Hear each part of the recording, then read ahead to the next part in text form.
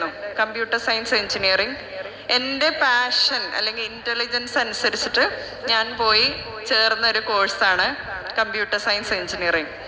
Later on നമുക്കറിയാം ഒരു 10 years അല്ലെങ്കിൽ 15 ഇയേഴ്സ് മുമ്പ് എന്ന് പറയുന്നത് നമുക്ക് പ്രയോറിറ്റി എപ്പോഴും ഫാമിലി ആയിരിക്കും, എസ്പെഷ്യലി വുമൺ അല്ലേ, നമ്മളെ ഷോളും നമ്മളെ ദീനും ഒക്കെ ആയിട്ട്. സോ ഞാനും അതേപോലെ കല്യാണം കഴിഞ്ഞു, എബ്രോഡായിരുന്നു. അതുപോലെ കരിയർ ബ്രേക്കൗട്ട് വന്നിട്ട് 3 മക്കളുണ്ട് ഇപ്പം. കരിയർ ബ്രേക്കൗട്ട് പറഞ്ഞാൽ ജോലി ചെയ്യാതെ 10 കൊല്ലം ഞാൻ വീട്ടിലിരുന്നിട്ടുണ്ട്. അപ്പോൾ ആദ്യം എനിക്ക് ആ സ്റ്റോറിയാണ് പറയാനുള്ളത്, എന്നിട്ട് ഞാൻ തുടങ്ങാം. അപ്പോൾ ഇവിടെ ഇരിക്കണ എല്ലാ വുമൺ അല്ലെങ്കിൽ മെൻ ഹൂ ആർ സ്റ്റക്ക്, ഞാൻ കുറേ കാലം ജോലി ചെയ്തിട്ടില്ല, പക്ഷെ എനിക്കൊന്ന് മുന്നോട്ട് പോകണം, അവർക്ക് വേണ്ടിയിട്ടാണ് ഞാൻ ആദ്യം സംസാരിക്കുന്നത്. പറയണത് എൻ്റെ തന്നെ സ്റ്റോറിയാണ്. സോ അങ്ങനെ ഇരിക്കുമ്പം ഞാൻ വീട്ടിലിരുന്ന് 10 വർഷം വീട്ടിലിരുന്നു. പക്ഷെ ഞാൻ പറയാണ്, വെറുതെ ഇരുന്നിട്ടില്ല. നിങ്ങൾക്കറിയാം വീട്ടിലിരുന്ന് നമ്മൾ ആദ്യം ചെയ്യണത് എന്താ? ആർക്കെങ്കിലും പറയാൻ പറ്റുമോ? സ്ത്രീകള് കുക്കിംഗ്. ഓക്കെ, കുക്കിംഗ് തൊട്ട് തുടങ്ങി. എനിക്ക് ആ കുക്കിംഗ് ഉള്ളു അന്ന് ചെയ്യാൻ അവസരം ഉണ്ടായിരുന്നത്. പക്ഷെ കുക്കിംഗ് ചെയ്യുമ്പോഴും എന്താണ് എനിക്ക് പുതിയത് ചെയ്യാൻ പറ്റുക, ഇതിന് വേണ്ടിയിട്ടുള്ള പഠിത്തമായിരുന്നു. അങ്ങനെ ഇരുന്നപ്പം നിങ്ങളിൽ പലരും, എനിക്കറിയാം കുറ്റിച്ചീറൊക്കെ ഉള്ള ആൾക്കാരെ ഞാൻ കേട്ടിട്ടുണ്ട്. ഞാൻ ഫുഡൊക്കെ കഴിച്ചിട്ടുണ്ട്, എൻ്റെ ഫ്രണ്ട്സൊക്കെ ഉണ്ട് അവിടെ, വീട്ടിൽ നിന്ന് തന്നെ ഫുഡൊക്കെ ഉണ്ടാക്കി കൊടുക്കും അല്ലേ? നിങ്ങളിൽ പലരും ഉണ്ടാവും. സോ അപ്പൊ ഫുഡിൽ നമുക്ക് എന്ത് ചെയ്യാൻ പറ്റും, അതിനെ എങ്ങനെ മുന്നോട്ട് കൊണ്ടുപോകാം. ദുബായിലായിരുന്നു ആ സമയത്ത്.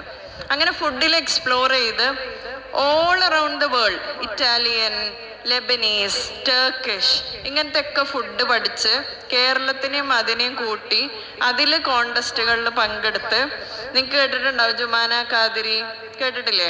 ലക്ഷ്മി നായർ, ഇവരുടെയൊക്കെ കൂടെ ഞാൻ കുക്ക് ചെയ്തിട്ടുണ്ട്, ലൈക്ക് ഓരോ കോണ്ടസ്റ്റുകളിൽ. സോ അത് എന്നെ മുന്നോട്ടേക്ക് കൊണ്ടുപോയി. അതെന്താന്ന് വെച്ചാൽ എൻ്റെ മനസ്സിലുള്ള എന്തോ ഒരു സ്കിൽ ആണ് ഞാൻ കണ്ടെത്തിയത് അല്ലേ. കുക്കിംഗ് പഠിച്ചു, സാധാരണ കുക്കിംഗ്, നമ്മൾ നോർമൽ കുക്കിംഗ് തന്നെ, പക്ഷെ അതൊരു നെക്സ്റ്റ് ലെവലിലേക്ക് കൊണ്ടുപോകാൻ നമ്മളൊന്ന് പഠിച്ചു. അങ്ങനെ ഇരുന്നപ്പം എനിക്ക് മക്കളുണ്ടായി. വലിയ മോളുണ്ടായപ്പം എനിക്ക് തന്നെ ഒരു സംശയം, ഞാൻ നല്ലൊരു പാരന്റ് ആണോ എന്നുള്ളത്. അതായത് എനിക്ക് ഏറ്റവും എന്താ, നെറ്റിലൊക്കെ നോക്കും, ഞങ്ങളൊക്കെ കാലമായപ്പോൾ തന്നെ നെറ്റൊക്കെ വന്നു അല്ലേ.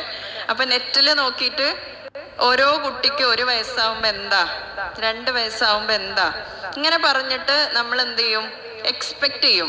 കുട്ടികൾക്ക് വേണ്ടിയിട്ട് പല സാധനങ്ങളും വാങ്ങും ഇല്ലേ? നിങ്ങൾക്ക് എല്ലാവർക്കും റിലേറ്റ് ചെയ്യാൻ പറ്റും. നമ്മൾ കുട്ടികളെങ്ങനെ ഒരുക്കും, എസ്പെഷ്യലി ഫസ്റ്റ് ചൈൽഡൊക്കെ ആകുമ്പോൾ. അപ്പൊ ഞാൻ ഉദ്ദേശിച്ച രീതിയിൽ ചിലപ്പോൾ കുട്ടി റെസ്പോണ്ട് ചെയ്യൂല. അപ്പൊ എനിക്ക് വിഷമം വരും.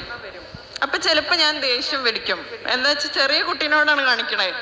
അതായത് നമ്മൾ എക്സ്പെക്ടേഷനനുസരിച്ചിട്ട് കുട്ടികൾ റെസ്പോണ്ട് ചെയ്യണില്ല. അപ്പൊ എനിക്ക് തോന്നി ഞാൻ നല്ലൊരു പാരന്റ് അല്ല. അപ്പോൾ സ്വാഭാവികമായിട്ടും കുക്കിംഗ് കഴിഞ്ഞാൽ പിന്നെ പാരന്റിങ് അല്ലേ വീട്ടിലുണ്ടാവുക. അപ്പൊ പാരന്റിങ് വന്ന സമയത്ത് എനിക്ക് തോന്നി, എന്തുകൊണ്ട് ഇത് പഠിച്ചിട്ട് ചെയ്തുകൂടാ.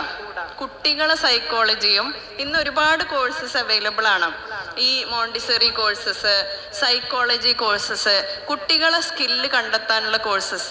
അപ്പൊ ഇത് പഠിച്ചപ്പം അടുത്ത് എനിക്കൊരു അത് കിട്ടിയത് എന്താ വെച്ചാൽ, എൻ്റെ മക്കളോട് ഞാൻ നന്നായി പെരുമാറാൻ തുടങ്ങി.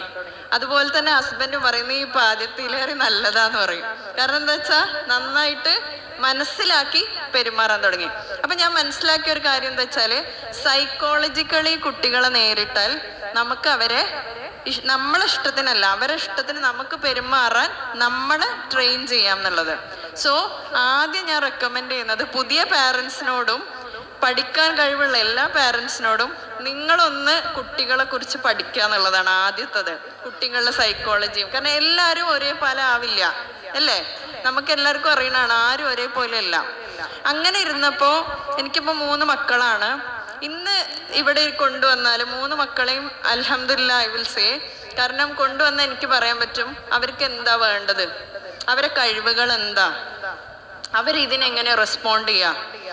ഓരോ കുട്ടികളെ ഇപ്പൊ നമ്മൾ പറയും പഠിക്കാൻ ബുദ്ധിമുട്ടുള്ള കുട്ടികള്, പക്ഷെ ഒരിക്കലും അവർക്കല്ല ബുദ്ധിമുട്ട്, നമ്മൾ പഠിപ്പിക്കണ രീതിയാണ് ബുദ്ധിമുട്ട്.